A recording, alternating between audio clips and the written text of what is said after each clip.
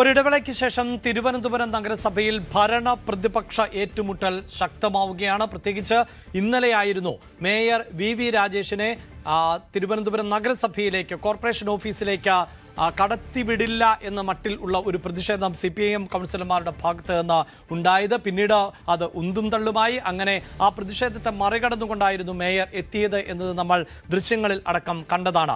ഇപ്പോഴിതാ ഒരു ഭരണസ്തംഭനാവസ്ഥയിലേക്കാണ് തിരുവനന്തപുരം കോർപ്പറേഷൻ എത്തിയിട്ടുള്ളത് എന്നതാണ് UDFന്റെ ആക്ഷേപം. അങ്ങനെ നിർണായക നീക്കം ഇപ്പോൾ UDF നടത്തുകയാണ്. ഭരണസ്തംഭനം ആരോപിച്ച് അവിശ്വാസ പ്രമേയം കൊണ്ടുവരാൻ ആണ് ഇപ്പോൾ ആലോചന എന്നുള്ളതാണ് ഏറ്റവും പുതിയ വിവരം.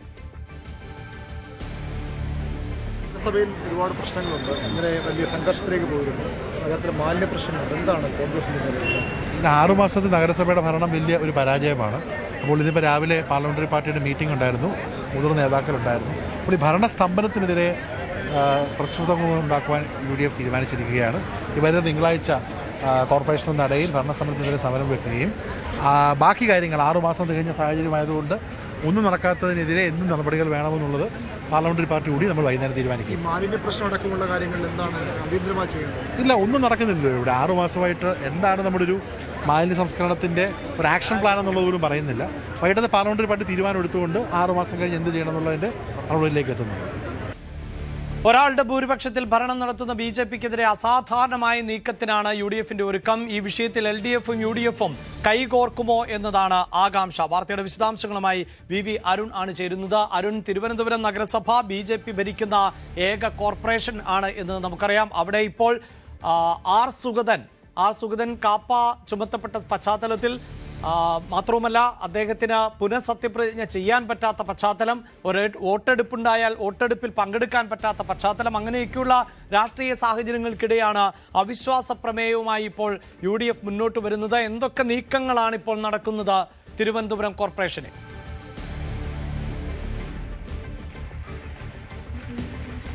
അഭിലാഷ്, ഇന്ന് രാവിലെ മന്ത്രി കൂടിയായ K മുരളീധരൻ്റെ സാന്നിധ്യത്തിൽ തിരുവനന്തപുരം നഗരസഭയിലെ UDF കൗൺസിലർമാരുടെ യോഗം ചേർന്നിരുന്നു. ആ യോഗത്തിലാണ് നിർണായകമായ ആലോചന നടന്നത്. അന്തിമ തീരുമാനമായിട്ടില്ല. വൈകിട്ട് വീണ്ടും UDFന്റെ കക്ഷി യോഗം ചേരുന്നുണ്ട്. അതിൽ അന്തിമ ധാരണ ഉണ്ടാകും.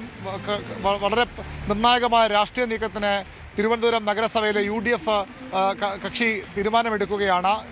അവിശ്വാസ പ്രമേയം, ഇപ്പോഴത്തെ ഭരണസമിതിക്കെതിരെ അവിശ്വാസ പ്രമേയം കൊണ്ടുവരാനാണ് ആലോചന. 50 BJP കൗൺസിലർമാരാണ് നഗരസഭയിലുള്ളത്. ഒരു സ്വതന്ത്രന്റെ കൂടി പിന്തുണയാണ് അവർക്ക് ഉള്ളത്. അങ്ങനെ 51. ഈ 51 വച്ചാണ് BJP ഇവിടെ പ്രധാനപ്പെട്ട തീരുമാനങ്ങളൊക്കെ എടുക്കുന്നത്.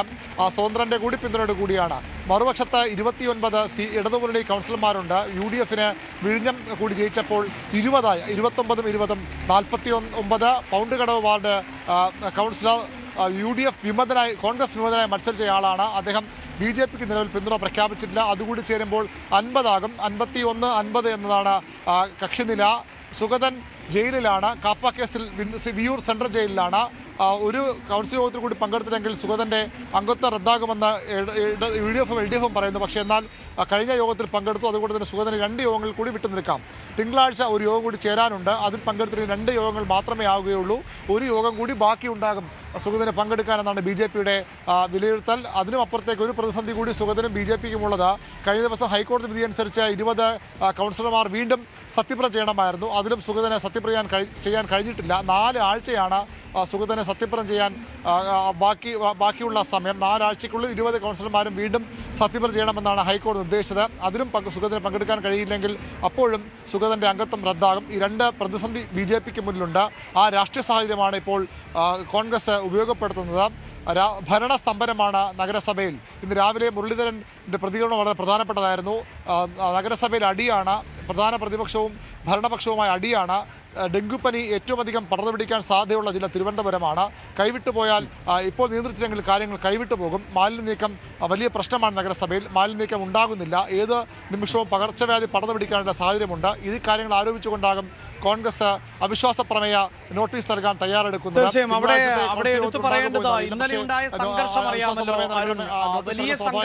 വലിയ ഏറ്റുമുട്ടലായിരുന്നു CPIMും BJP പ്രവർത്തകരും തമ്മിൽ, BJP കൗൺസിലർമാരും തമ്മിൽ ഉണ്ടായിട്ടുള്ളത്. അതിലിപ്പോൾ പോലീസ് നടപടി അടക്കം തുടർന്നുകൊണ്ടിരിക്കുകയാണ്. പ്രത്യേകിച്ച് ഈ അവിശ്വാസ പ്രമേയം എന്ന് പറയുമ്പോൾ പോലും ഇതിലിപ്പോൾ പരിക്കേറ്റിട്ടുള്ള അംഗങ്ങളുണ്ട്. അവരുടെ പരിക്ക് ഗുരുതരമാണോ അല്ലയോ എന്നതിനപ്പുറത്ത് അത്തരം ആരോഗ്യപരമായ കാരണങ്ങളടക്കം ചൂണ്ടിക്കാണിച്ചുകൊണ്ട് ഇവർക്കൊരു പക്ഷേ ഈ നടപടിക്രമങ്ങളിൽ നിന്ന് താൽക്കാലികമായെങ്കിലും വിട്ടുനിൽക്കാം. ഇപ്പോൾ തന്നെ പോലീസ് ഈ സംഭവത്തിൽ കേസെടുത്തിട്ടുണ്ട്. മേയർ വി രാജേഷ്, മുൻ മന്ത്രിമാരായ വി ശിവൻകുട്ടി, കടകംപള്ളി സുരേന്ദ്രൻ തുടങ്ങിയവർക്കെതിരെയൊക്കെയാണ് കേസ് നിലനിൽക്കുകയും ചെയ്യുന്നത്. അങ്ങനെ ഒരു സാഹചര്യം കൂടിയുണ്ടല്ലോ അരുൺ. അവിശ്വാസ പ്രമേയത്തിന് കൃത്യമായ നോട്ടീസ് നൽകണം. തിങ്കളാഴ്ച കൊണ്ടുവരാൻ കഴിയില്ല എന്നാണ് ഞാൻ മനസ്സിലാക്കുന്നത്. നഗരസഭയിലും അവിശ്വാസ പ്രമേയത്തിന് നോട്ടീസ് നൽകാൻ കൃത്യമായ കാലാവധി ഉണ്ടാകും. അത് എന്ന കാര്യത്തിൽ വ്യക്തത വരേണ്ടതുണ്ട്. ഏതായാലും അടുത്ത കൗൺസിൽ യോഗത്തിൽ നടക്കില്ല. തൊട്ടടുത്ത കൗൺസിൽ യോഗത്തിലേക്ക് വേണമെങ്കിൽ അത് മാറ്റാം. BJP അത് അംഗീകരിക്കണം. ഔദ്യോഗിക പക്ഷം അംഗീകരിച്ചാൽ മാത്രമേ അവിശ്വാസ പ്രമേയം ചർച്ചയ്ക്ക് എടുക്കാൻ കഴിയൂ. അങ്ങനെ സാങ്കേതികമായ നടപടിക്രമങ്ങൾ ബാക്കിയുണ്ട്. BJPയുടെ നഗരഭരണം അത്ര സുരക്ഷിതമല്ല എന്നൊരു മുന്നറിയിപ്പായി കൂടി ഇത് കാണണം. 5 വർഷവും തുടർച്ചയായി ഭരിക്കുമെന്നൊരു ആത്മവിശ്വാസം BJP കേന്ദ്രങ്ങൾ ഇപ്പോൾ മുന്നോട്ട് വയ്ക്കുന്നുണ്ട്. പക്ഷേ കാര്യങ്ങൾ പന്തിയല്ല. ഇടതുമുന്നണിയും UDFും ഒരുമിച്ച് ചേർന്നാൽ 49 അംഗങ്ങളുടെ എണ്ണമുണ്ടാകും. ഒരു സ്വതന്ത്രൻ പുറത്തു നിൽക്കുന്നു. പൗണ്ട് കടവ് വാർഡ് കൗൺസിലർ BJPക്ക് പിടികൊടുക്കാതെ പുറത്തു നിൽക്കുന്നുണ്ട്. അത് കോൺഗ്രസ് ആയിരുന്നു അദ്ദേഹം. അവിടെ ഒരു സാധ്യത അങ്ങനെ തുറക്കപ്പെടുന്നു. BJPക്ക് ഇപ്പോഴുള്ള സ്വതന്ത്രം പക്ഷം മാറുമോ എന്ന ആശങ്ക ആദ്യഘട്ടം മുതൽ BJPക്കുണ്ട്. അങ്ങനെ പൂർണ്ണമായി വിശ്വസിക്കാൻ കഴിയുന്ന ഒരാളല്ല അപ്പുറത്തുള്ളതെന്ന ഒരു വിലയിരുത്തൽ BJPക്കുണ്ട്. CPM കോൺഗ്രസും അതിൽ കണ്ണുവച്ചാൽ ഒരുപക്ഷെ അത്ഭുതങ്ങൾ സംഭവിക്കാം. അയാളുടെ മുൻ രാഷ്ട്രീയ പശ്ചാത്തലമൊക്കെ പരിശോധിക്കുമ്പോൾ സ്വാഭാവികമായും CPMന്റെ മുൻ പ്രവർത്തകരും നേതാവുമൊക്കെ അതുകൊണ്ട് തന്നെ അങ്ങനെ ഒരു മാറ്റമുണ്ടായാൽ അത്ഭുതപ്പെടാനില്ല. നഗരസഭയിൽ നിർണായകമായ നീക്കം കോൺഗ്രസ് നടത്തുന്നത് എത്രത്തോളം വിജയിക്കുമെന്ന് കണ്ടറിയണം. BJP ഇപ്പോഴും ആത്മവിശ്വാസം തന്നെയാണ്. സുഗതൻ വന്നില്ലെങ്കിൽ പോലും നമുക്കറിയാം, കഴിഞ്ഞ ദിവസമായിരുന്നു 20 അംഗങ്ങളുടെ സത്യപ്രതിജ്ഞ റദ്ദാക്കിയത്. തൊട്ടു പിന്നാലെ 19 അംഗങ്ങളും സത്യപ്രതിജ്ഞ ചെയ്തിട്ടുണ്ട്. സുഗതൻ ഇപ്പോഴും സത്യപ്രതിജ്ഞ ചെയ്യാൻ സാധിക്കുന്നില്ല. അപ്പോൾ സുഗതന് ഇളവ് ലഭിക്കുമോ? കോടതിയടക്കം സമീപിക്കാനാണല്ലോ BJPയുടെ നീക്കം.